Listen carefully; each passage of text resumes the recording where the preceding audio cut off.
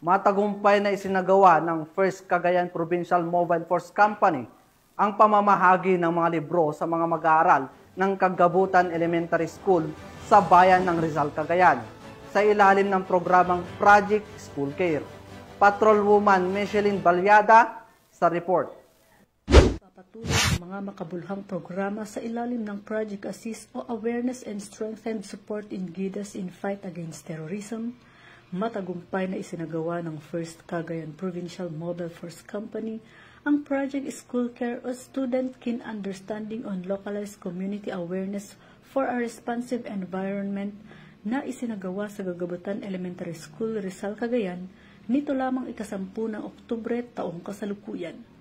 Pinangunahan ni Police Major Abdel Aziz D. Maximo, Acting Force Commander ang aktibidad kasama sina Police Colonel Mardito G. Angulwan, Provincial Director, Police Captain Sheila Joy Fronda, Chief PIO, Police Captain Ian Michael B. Acasili, Officer in Charge ng Rizal Police Station at Honorable Jamila Denise B. Ruma, Municipal Mayor ng Rizal, Cagayan. Naging katuwang nila ang Sheriff Falcones, Cagayan Valley and Greater Northern Luzon sa pangunguna ni Engineer Mark D. Jeron Tumabaw, Program Director ng programang Libro para sa Sitio. Isa sa tampok ng programa ang pagta-turnover ng 380 aklat sa Villa Cruz Elementary School sa pamumuno ni Mrs. Janet S. Manablug at sa Kagabutan Elementary School sa pamumuno naman ni Miss Lourdes H. Castro. Nagpapasalamat ako sa kapulisan ng probinsya ng Cagayan at ng mga kapulisan ng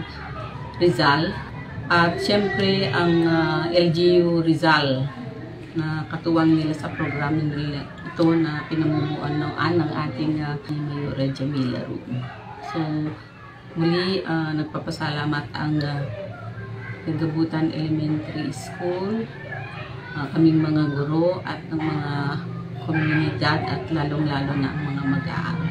Maraming salamat po at God bless po sa ating lahat. Layunin ng aktibidad na palawakin ang kaalaman ng mga kabataan at itanim sa kanila ang pagpapahalaga sa edukasyon bilang sandigan ng maunlad na lipunan. Maraming salamat po sa mga kapulisan po. Maraming salamat din po sa libro po na inyong binigay. Nagbigay kasiyahan sa okasyon ang mga piling mag-aaral na nagpamalas ng kanilang talento sa pagkanta at pagsayaw.